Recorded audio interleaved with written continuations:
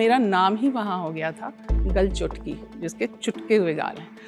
गल बैठी, जिसके गाल बैठे हुए हैं। काली थी तो करलुट्ठी, माने काली है, काली लाठी की तरह। अरे तहार दीदी के तो इतना दिक्कत भइल बियाह करे में, तहार बियाह कैसे हुई? लोग आते थे यूं मारते हुए चले जाते थे।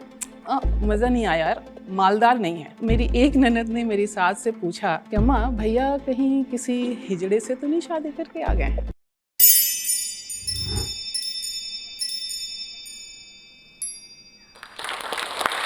हाय, आप सभी को प्रणाम। मैं विभा रानी। हमारी ज़िंदगी हमें कहाँ-कहाँ और किस-किस रूप में ले जाती है, और एक ज़िंदगी मिलती है और उस एक ज़िंदगी में बहुत सारा हमारा हिस्सा कुछ ऐसे जद्दोजहद में बीतता है जिसके लिए हम ज़िम्मेदार नहीं होते। जी हाँ, मैं अपनी कहानी कुछ इसी तरीके से आपको बताने वाली हूँ। बहुत छोटी सी जगह मधुबनी, बिहार का एक सब डिविज़नल एरिया जो आज डिस्ट्रिक्ट टाउन है, वहाँ से मैं हूँ। वहाँ पली-बढ़ी, सारी पढ़ाई-लिखाई वहीं पे की। मेरे पेरेंट्स टीचर थे और माँ मेरी अपने समय की 1936 की गोल्ड मेडलिस्ट थी। प्लेसमेंट उनका उस समय ही हो गया था। मेरे फादर साइंस टीचर थे। मैं 6 भाई-बहनों में सबसे छोटी थी तो थोड़ी दुलारी भी थी। लेकिन हमारा आस-पास एक ऐसे माहौल से और एक ऐसी मानसिकता से गुज़रता है, जिसकी मैं कहूँ कि मैं उसके घेरे में आती रही। और पूरे मोहल्ले में मेरे भाई-बहन सब बड़े खूबसूरत थे और मुझे आप देख ही रहे हैं कि मैं क्या हूँ और कैसी हूँ।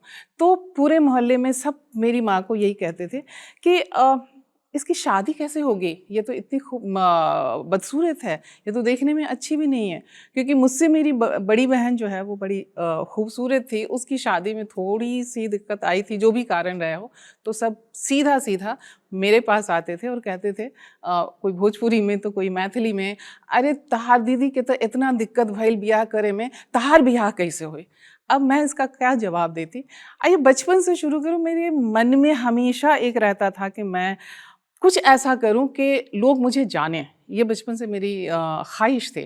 तो हमें मेरी माँ ने बताया था कि हवाई जहाज़ में एयर होस्टेस होती हैं, और तब हम लोगों के लिए हवाई जहाज़ का ये मतलब होता था कि आवाज़ आई और हमने यूँ देखा आसमान की तरफ, इतना छोटा-सा हवाई जहाज़, हम लोग तब तक देखते रहते थे जब तक वो निकल नहीं जाता था हम लोगों की नज़रों की ज़द से। तो मैंने कहा कि मैं एयर होस्टेस बनूँगी। तो सबने यूँ ही फिस से हँसे सब के सब और कहते हैं, "शक्ल देखी है?" तो मेरी समझ में आया, कहा कि एयर होस्टेस बनने के लिए 2 चीज़ें ज़रूरी होती हैं, खूबसूरत होना और इंग्लिश में पारंगत होना। तो हमने कहा इंग्लिश तो सीख लेंगे, कोई बड़ी बात नहीं है, लेकिन अब खूबसूरत होना ये मैं कैसे कर सकती हूँ? ये तो मैं नहीं कर सकती। तो वो ऐसे ही हमारी ज़िंदगी और जर्नी चलती रही, और भी बहुत सारे टर्मॉइल्स आते रहे। मेरे एक चाचा थे, उनका कहना था, उन्हें इस बात का बड़ा गुमान था कि उनके 5 बेटे थे और पाँचों बेटे ग्रेजुएट थे। उस समय ग्रेजुएट होना बहुत बड़ी बात मानी जाती थी। तो हम लोगों से कहते थे, अरे तुम लोग क्या पढ़ोगे? मेरे बहनोई थे, मेरे अपने जीजा जी, कलकत्ता में रहते थे, बड़े खूबसूरत कहलाते थे। उस समय वो शत्रुघ्न सिन्हा कहलाते थे। और वो जब आते थे तो मुझसे बात नहीं करते थे। मुझसे जो बड़ी बहन थी हैं, वो उनसे बात करते थे क्योंकि वो खूबसूरत थी। तो मेरी ज़िंदगी एक न से शुरू हुई है, नहीं, नो, नेगेटिव नहीं, नकारात्मकता नहीं। तो मैं बचपन से थोड़ी ज़िद्दी हूँ, मन में जो ठान लेती हूँ, भले किसी को ना बोलूँ, लेकिन ठान लेती हूँ तो वो सोच लेती हूँ। तो मैंने उस समय तय किया, जैसे चाचा ने बोला कि अरे तुम लोग क्या पढ़ोगे, तुम लोग क्या पास करोगे? अ, तो मैंने तय कर लिया कि चाचा के बेटे तो ग्रेजुएट्स हैं, मैं उनसे ज़्यादा पढ़ के दिखाऊँगी। उसी तरीके से जीजा जी जब ये बोलते थे, हमसे बात नहीं करते थे, तो मैंने मन ही मन तय किया कि मैं एक दिन कुछ ऐसा करूँगी कि ये शख्स ही एक दिन मुझे अपने साथ ले जाने में, मुझे इंट्रोड्यूस कराने में फ़ख्र महसूस करेगा। और फिर वही हुआ। जब मैंने ग्रेजुएशन किया, यूनिवर्सिटी में रैंक होल्डर थी, फिर पोस्ट ग्रेजुएशन किया, फिर बीएड किया, फिर उसके बाद 1984 में मेरी नौकरी लगी, और जिसके कारण मैं कलकत्ता आई। कलकत्ता में वो भी रहते थे, तो अब वो जहाँ भी जाते थे तो वो कहते थे ये मेरी साली हैं, इनसे मिलिए, ये यहाँ पे आई हैं नौकरी करने के लिए। तो हमने कहा ठीक है, अब आया ऊँट पहाड़ के नीचे। तो इस तरीके से हमारी जर्नी चलती रही। लेकिन कई बार होता है कि सबकी आंखों के सपने होते हैं कि उसकी पत्नी या उसका पति, हस्बैंड या वाइफ बड़ा खूबसूरत हो, सपनों का राजकुमार और सपनों की राजकुमारी में कभी कोई बदसूरत लड़का या बदसूरत लड़की नहीं आती है, काली नहीं आती है, हमारे जैसे लोग नहीं आते हैं। लेकिन जब मामला केवल लड़की का होता है, उसकी देह का होता है, तो उसकी सारी खूबसूरती कहीं ख़त्म हो जाती है, उसकी देह का एक गहरापन ख़त्म हो जाता है। और जब बात वही तब हम सब विमेन या गर्ल्स या इसके अब्यूज़ के शिकार होते रहते हैं। उस समय किसी को हमारी देह और हमारी खूबसूरती या बदसूरती से कोई वास्ता नहीं होता। और जाहिर है कि इस दुनिया की और इस हिंदुस्तान की हर लड़की की तरह मैं भी अपनी उम्र में इस ईव टीजिंग को झेलती रही और उसके बाद ये सुनती भी रही। लोग आते थे, यूं मारते हुए चले जाते थे, मज़ा नहीं आया यार, मालदार नहीं है। तो ये आप ऐसी जर्नी से गुजरते हैं जहां आप किसी को बता भी नहीं सकते।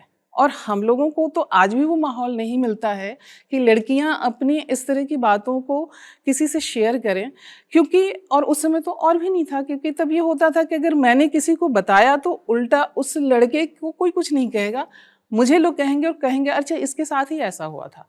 तो हम लोगों को वो परिवेश भी नहीं मिलता था। लेकिन हाँ, ये चीज़ें ज़रूर हम लोगों के जहन में एक हैमर बन करके आज तक वो रहता है और है। बहरहाल इसी दरमियान एक लड़के से मेरी मुलाकात हुई जिसने मुझे एक लड़की के रूप में, विभा के रूप में, एक पर्सन के रूप में समझा, जाना और बाद में वही मेरे जीवन का हिस्सा बना, मेरा साथी बना। उस इंसान ने कभी मुझसे ये नहीं पूछा और ये नहीं कहा कि तुम खूबसूरत हो या बदसूरत हो और ये हो। लेकिन जब मैं शादी करके गई, हमने अपनी मर्ज़ी से शादी की थी, भाग के शादी की थी।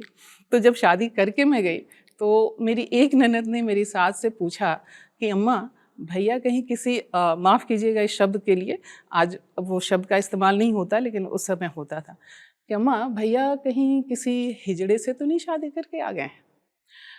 तो मैं तब और भी दुबली पतली थी, मेरा वज़न उस समय 42 केजी था। जब मैं कलकत्ता गई थी तो कलकत्ता में भी मेरी एक ननद ने पूछा, सीधा-सीधा पूछा कि भाभी आपको भैया ने पसंद कैसे कर लिया? तो हमने कहा भैया से पूछ लीजिए।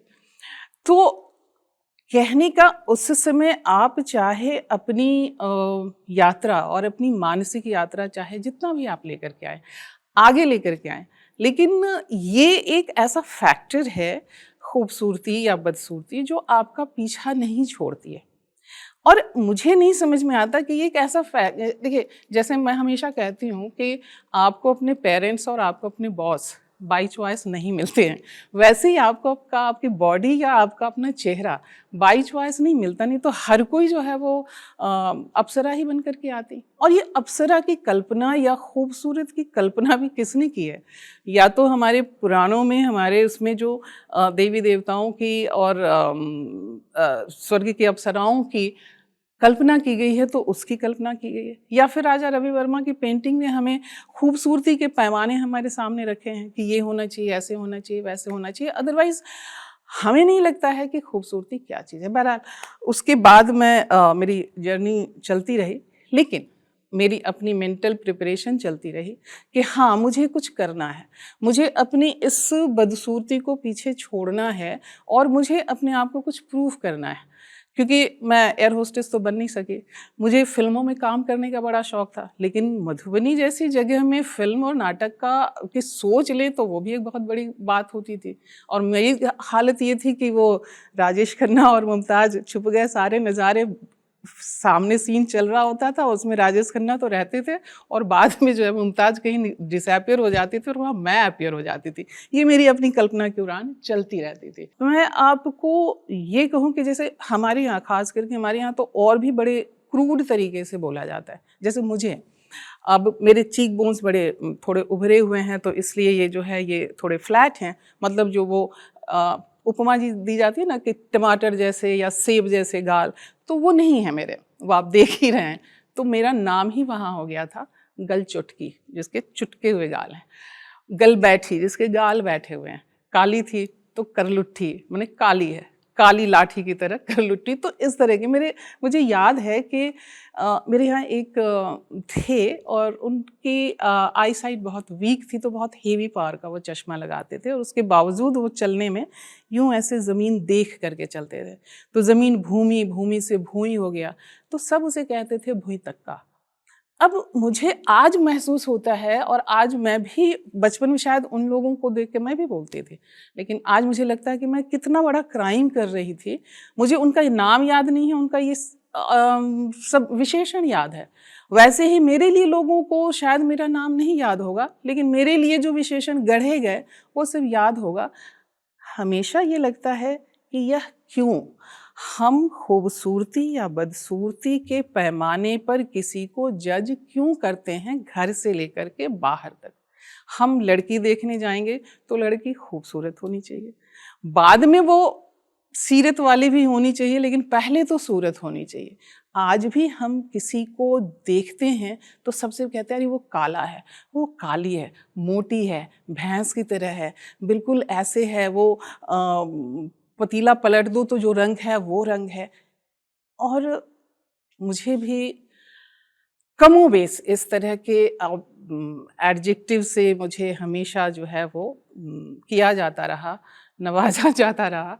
अगेन 2013 में जब मुझे ब्रेस्ट कैंसर हुआ, अगेन एक ये टर्मोइल आया। लोग ये नहीं पूछते थे कि तुम्हें क्या हुआ, अब कैसी हो। लोग ये पूछते थे कि अच्छा तुम्हारा ब्रेस्ट कैंसर है तो ब्रेस्ट काट दिया गया होगा। अच्छा केमो भी पड़ा है, केमो में तो हमने सुना है कि बाल निकल जाते हैं। और कहने का ये मतलब होता था कि अब तुम कैसी दिखती हो। और लोग मुझे इसलिए आते थे देखने, इसलिए नहीं कि मैं बीमार हूँ, इसलिए आते थे देखने कि अब ये बाल वाल नहीं है तो कैसी लगती है। तो हर जगह आपको ये अपने आप को प्रूफ करते रहना कि नहीं। उस समय भी मैंने अपने आप को प्रूफ किया कि बस मेरे लिए जो है वो ज़िंदगी ऐसे नहीं है, मेरे लिए ज़िंदगी जो भी है बस यही एक पल है, जो मैं हमेशा लोगों को गा के सुनाती हूँ, जो भी है बस यही एक पल है। तो ज़िंदगी इतनी आसान नहीं है और ज़िंदगी बहुत खूबसूरत है। खूबसूरत इस रूप में कि आप उसे कैसा बनाते हैं। और हमारी जो काया है, ये रूप रंग या अपीयरेंस, ये इसमें हमारा कोई अख्तियार नहीं है। ये नेचर ने दिया है, जिसे आप भगवान कहते हैं, ऊपर वाला कहते हैं, जो कह लीजिए, उसने दिया है। लेकिन इसके भीतर हमने अगर इसको नहीं हमने बदला और इस पर हमने काम नहीं किया तो मुझे लगता है कि मेरी ज़िंदगी का कहीं कोई मतलब नहीं है। लेकिन मेरे एम्प्लॉयर ने मुझे मेरी खूबसूरती बदसूरती पे ध्यान नहीं दिया। मुझे गवर्नमेंट ऑफ इंडिया ने एम्प्लॉयमेंट दिया। उसके बाद एक गवर्नमेंट ऑफ इंडिया के नवरत्न अंडरटेकिंग ने मुझे एम्प्लॉयमेंट दिया और वहाँ मैं काम करती रही। अभी मैं फ़िल्में कर रही हूँ, वेब सीरीज़ कर रही हूँ। लोग कहते हैं कि हाँ अरे खूबसूरती तो आँखों में होती है। मैं ऐसा नहीं मानती। नहीं तो इतने सारे ब्यूटी प्रोडक्ट्स और आपकी खूबसूरती को बढ़ाने के लिए इतना बड़ा मार्केट क्यों होता? आपके इसको बढ़ाने के लिए कोई मार्केट क्यों नहीं होता है?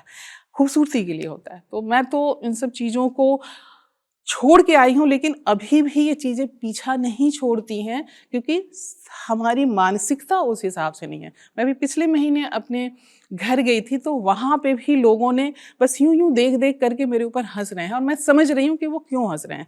लेकिन वो हंसी उनकी तारीफ़ की हंसी में तब बदली जब मैंने शादी में डांस किया। तो मतलब हर बार हम लोगों को क्या बताना पड़ेगा कि सी व्हाट वी आर। हमें हमारे अंतर्मन से देखो, हमारी क्वालिटी से देखो, हमारे रूप रंग से नहीं देखो। तो ये मुझे बहुत अभी भी हम कह सकते हैं, ये कहने की बात होती है कि मैं उन सबको छोड़ के आई हूँ। नहीं, छूटता नहीं है कुछ। आप उसे धकेल देते हैं पीछे, अपने काम में आगे लगते हैं, लेकिन कहीं ना कहीं कोई ना कोई ऐसा इंसिडेंट होता है कि वो आपको अगेन हैमर करता है। तो ये बात है। लेकिन फिर ये है कि चरे हुए थे जिसे कहते हैं कि चलते जाओ, कि जब तक चलेंगे नहीं तब तक दिखेंगे नहीं, तब तक बढ़ेंगे नहीं और तब तक हम आपको बताएंगे नहीं कि हम क्या हैं और कैसे हैं और किस तरह से निकल के आए हैं। मैं दुष्यंत कुमार के गज़ल की कुछ लाइनों के साथ अपनी बात समाप्त करूँगी कि हो गई है पीर पर्वत सी पिघलनी चाहिए, हो गई है पीर पर्वत सी पिघलनी चाहिए, इस हिमालय से कोई गंगा निकलनी चाहिए। सिर्फ हंगामा खड़ा करना मेरा मकसद नहीं, मेरी कोशिश है कि ये सूरत बदलनी चाहिए। मेरी कोशिश है कि ये सूरत बदलनी चाहिए। और ख़ास करके जब कैंसर के समय मैंने जो कविताएं लिखी थी, उसमें से एक कविता की चंद लाइन आपको ज़रूर यहाँ मैं देना चाहूँगी, और जो एक तरीके से आज एक घोष वाक्य की तरह चारों तरफ है कि क्या फ़र्क पड़ता है, क्या फ़र्क पड़ता है सीना सपाट हो या उभरा, क्या फ़र्क पड़ता है सीना सपाट हो या उभरा, चेहरा सुंदर हो या बिगड़ा, सर पे घने बाल हों या हो वह गंजा, जिंदगी से बढ़कर खूबसूरत यौवन में और गुदाज और कुछ नहीं। इसलिए आओ मनाएं जश्न जीवन का, आओ मनाएं जश्न जिंदगी के इस यौवन का। Thank you so much.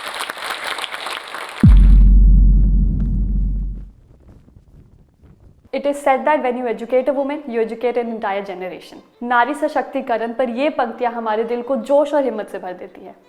ऐसी ही हिम्मत भरी कहानी अभी हमने सुनी जोश टॉक्स पर, और हमें उससे काफ़ी प्रेरणा भी मिली। ऐसी ही कहानी है लक्ष्मी जी की, जिन्होंने CS करके बड़े शहर में वो आए जॉब का सपना लेके, पर उन्हें यहाँ जॉब नहीं मिल पाई। पर उन्होंने हिम्मत नहीं हारी, जोश के साथ उन्होंने कम्युनिकेशन स्किल्स पर काम किया और आज एक बड़ी कंपनी में वो काम कर रही हैं। लक्ष्मी जी की ही तरह कई स्टूडेंट्स जैसे कि वैशाली जी, नीला, प्रणाली, आरती और उषा जी ने मिलके जोश स्किल्स के साथ विभिन्न स्किल्स जैसे कि spoken English, communication skills, personality development, finance, business building सीखकर आज अपनी अलग पहचान बनाई है। आज ही अपने जैसे लाखों स्टूडेंट के साथ भारत के number 1 spoken English learning app जोश स्किल्स ऐप के साथ अपनी इंग्लिश लर्निंग जर्नी शुरू करें। इस वीडियो के बारे में अपनी राय नीचे कमेंट सेक्शन में हमें बताएं और अपने दोस्तों के साथ ये वीडियो शेयर करना ना भूलें।